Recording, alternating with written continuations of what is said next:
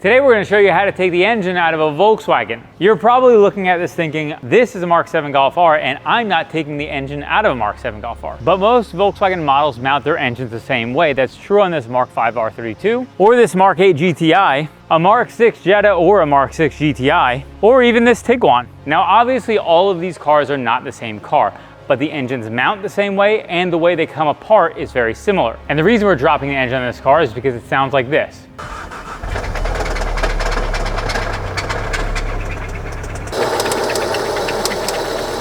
We're gonna be tearing down this motor in a future video to find out what's failed inside, but for now, we have to get it out of the car. So as we're taking this engine out of the car, we're gonna try to give you examples as to how this might be different than others. And it has all-wheel drive.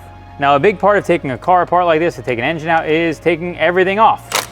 Battery terminals, and the battery's gonna come out first. As you're taking stuff apart, especially if you don't do this all the time, you're gonna wanna put things back where you took them out of. So this, for example, is a battery hold down. Put this screw back in the hole that holds it down. And now you don't need to worry about losing it.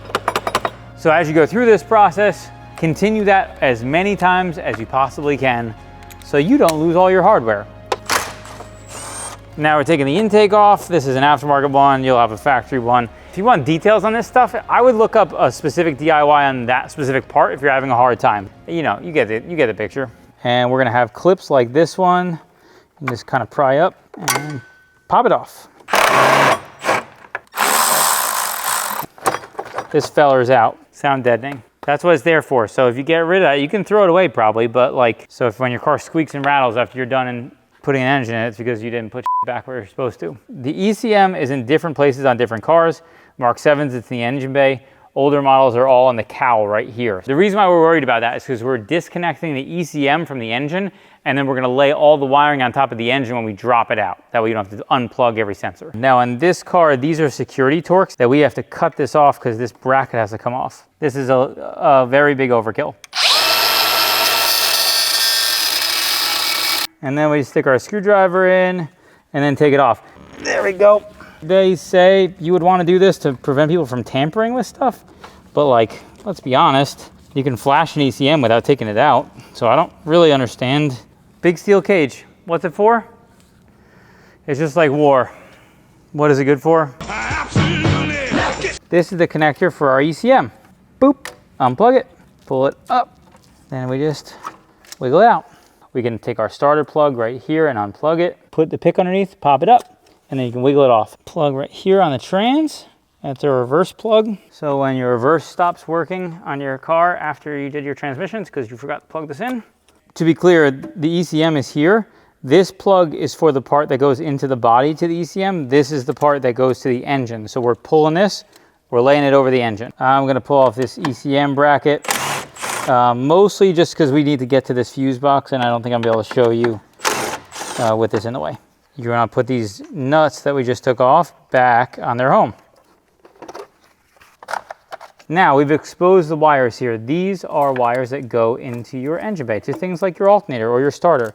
So we're gonna need to eventually follow them and remove them. All these plugs right here are gonna have to come off. These are plugs that connect a lot of engine related components and fan related components. So that plug comes out, and I forgot both these actually pull up off of a body connection that they're on. That one slides on to this connection right there, and then this one pops up. I'm doing this on all of them because this car has all got age on it and it's crusty. Just popping it up, get the pick in there, and then pull it out. All right, this piece is just holding those wires down. So we pop it up like that, and then it allows the ECM plug to move past like that, and then it just has a connection right here that pulls out of the body. So you just kind of wiggle that out and it pops out like that.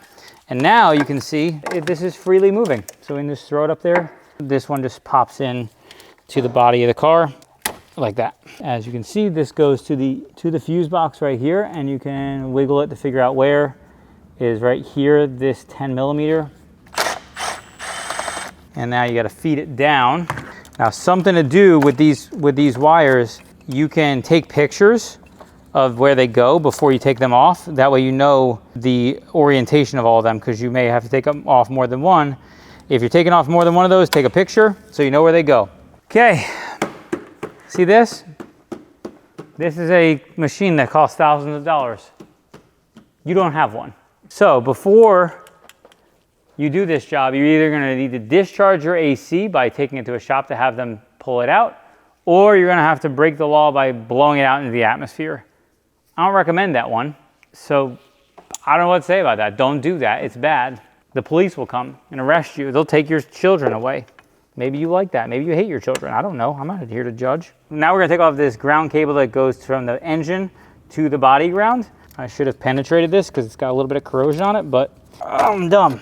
And if I snap that off, it's my fault. So this is our ground we've just removed. This is a power cable. So if you switch these by mistake, you're probably going to cause a fire when you plug your battery back in. Don't do that. Nut back on.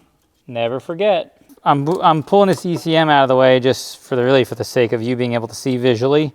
So this is our trans mount. There's bolts underneath here that go into the body. So we have to pop this cover off to be able to access them. They just go like that. If you don't have picks like this, you can buy them at shopdap.com. They're really imperative for things like this. You would really be struggling if you didn't have picks like this, just like this, found at shopdap.com. So now I can just pop those up and they just have clips that hold it into the body. Nathan reminded me, you don't need to do any of that, at least depending on what you're doing, because if you take these 3 bolts out, the trans side will drop out.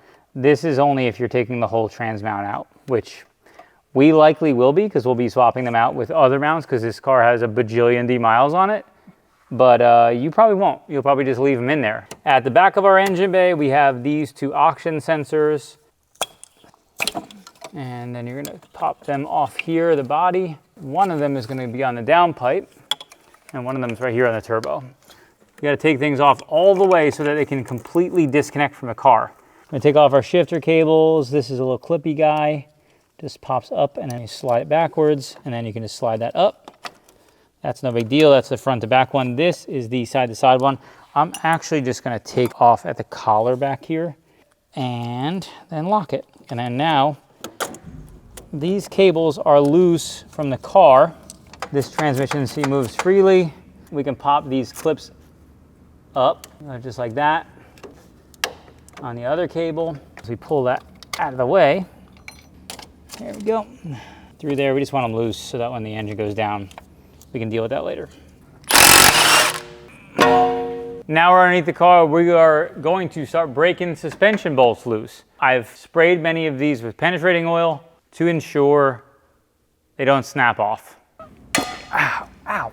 I'm trying to avoid snapping these studs off and having to replace the ball joint. That one came off much nicer. These are for the subframe support. I've penetrated all of these and now I'm just breaking them loose. All right, now we're gonna take the dog bone mount here out. Long one in the back, short one in the front. So I'm gonna pop the ball joints loose. They took me way too long to get the nuts off without breaking these studs off. There we go. Now we're taking our subframe down. Starting with the 13s that hold our sway bar on. Again, these are all broken loose. You can see that's what the beautiful Great White North does. No way we're using any of those. 16 millimeters, also broken loose at the back here, these back supports. Now, if you're working on the ground, you're gonna need to figure out a way to probably support this. A floor jack would be my suspicion of the best option for you.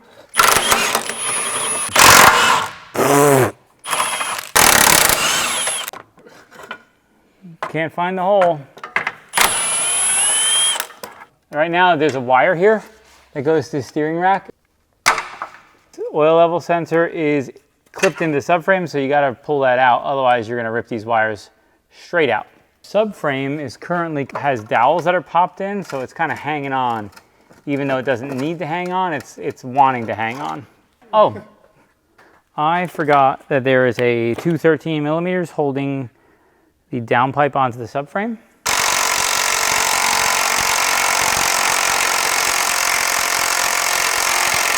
Oh my God. You wanna jack that back? Yeah, I'm gonna, but my goodness. I don't think those are gonna be reusable.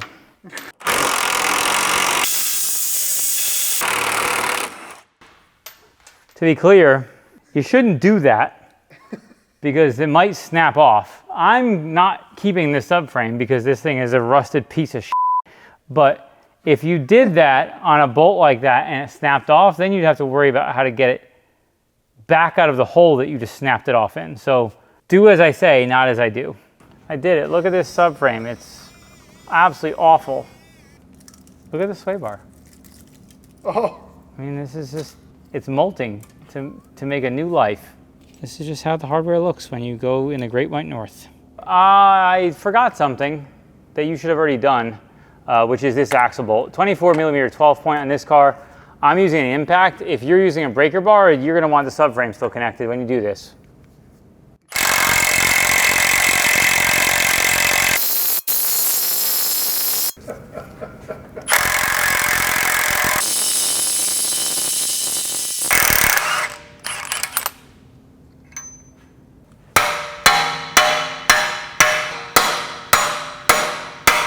But I got a socket. This is a 17 millimeter impact. And we can use this to hammer the axle the rest of the way out without damaging threads or anything. Now that our axles are out, we can take the inner axles out. You could drop it, by the way, you could drop an engine with the axle still on the inside, but they'll be like flopping around and that's like, they're kind of in the way. So that's up to you. While you were not watching, I took the sway bar off because it was in my way. These nuts are often difficult to get off. You need a triple square for the middle and then a wrench for the outside. They suck to get off. So good luck with that. You don't have to take the sway bar off. You could let it hang, but that thing's coming off anyway because look at it. So now we're gonna take the downpipe out. We're gonna loosen it up top first and then we'll remove the rest of it out. This is the V-band that holds the downpipe to the turbo. I was trying to make sure I didn't strip it. I successfully didn't strip it. Yay. Quack, quack. Oh, hey, that means it's either snapped off or it's loose. I don't know which one it is. It's loose.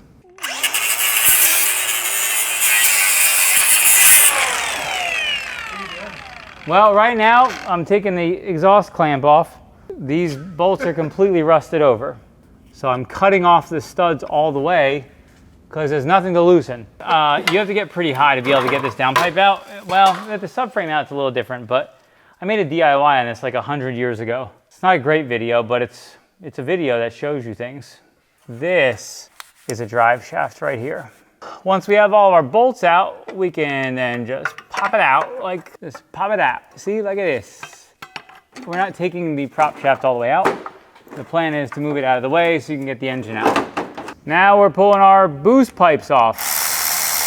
If you don't have a turbo car, you won't have boost pipes, but you will have like different intake hoses and things like that. Yeah, take them all off, disconnect them. Now we have to deal with coolant pipes. So boost pipes are easy because they just drip a little bit of oil, no big deal. Coolant pipes now gush coolant. But we gotta drain the coolant from the engine.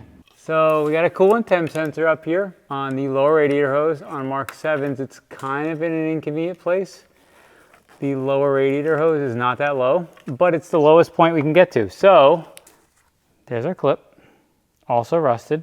Great work. Prepare to be impressed with my gushing.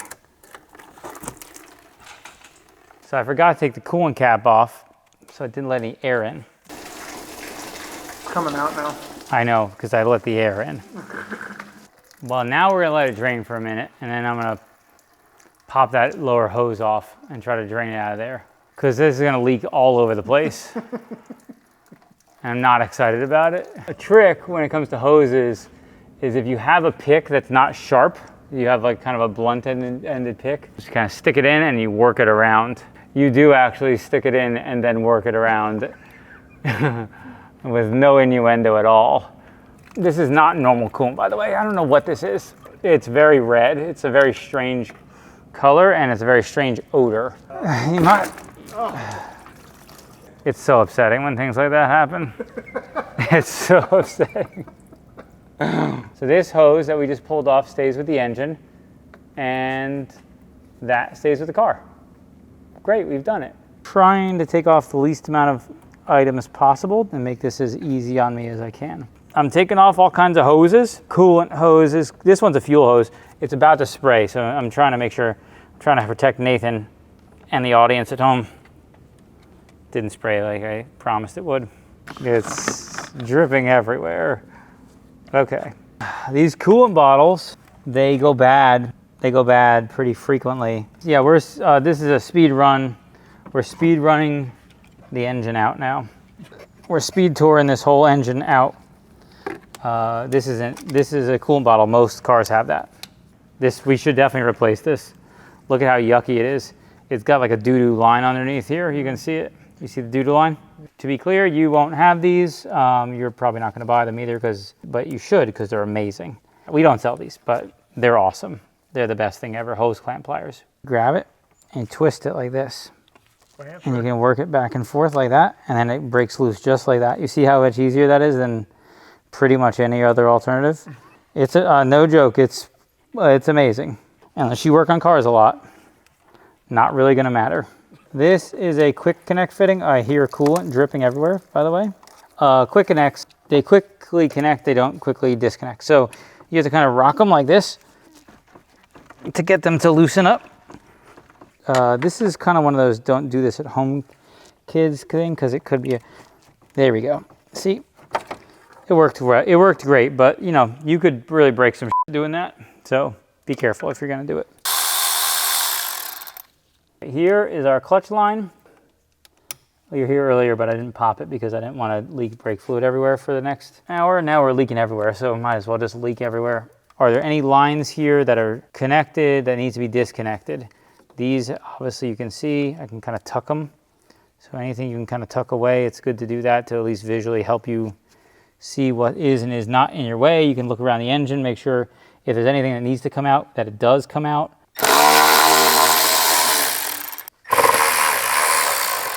I'm taking those out just so I can get this out of the way here. And then I'm gonna put these back in their home.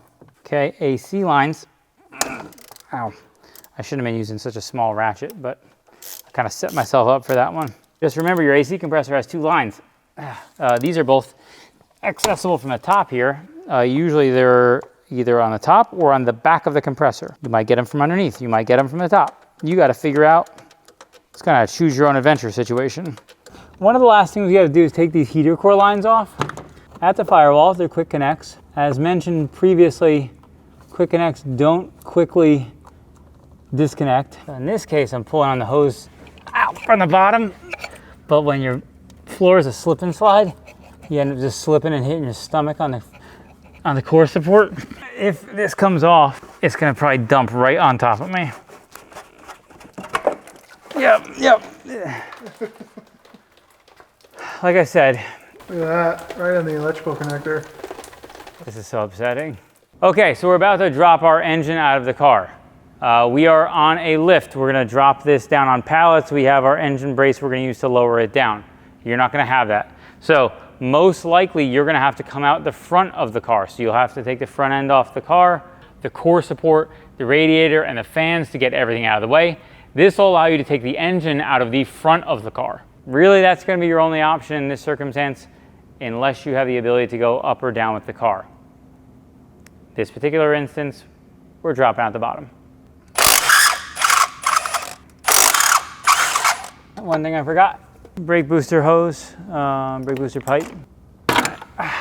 Okay. If you're just pulling out the front, there's probably not gonna be anything in the way because all the stuff that you can break is mostly gonna be gone. Right now, there's a lot of stuff we can break in the way because we're going down instead of out. If you're going out, nothing at the back is a problem and everything at the front is gone. So you're pretty safe in that instance. So what I do is boop it up a little bit like that, and then we walk around and we check. We check, we check, we check. This whole thing went kind of sideways. I should have taken the prop shaft out, but I didn't. So here we are. Things are going pretty good. It's not 1 a.m. It's only 1 a.m. I guess at least on the bright side, we're getting all the coolant out of the engine. Besides the prop shaft, I also didn't remove the windshield washer bottle, which I had to later do. So if you're doing a Golf R, make sure you do that. And here we go. And that's how you take an engine out of a Volkswagen.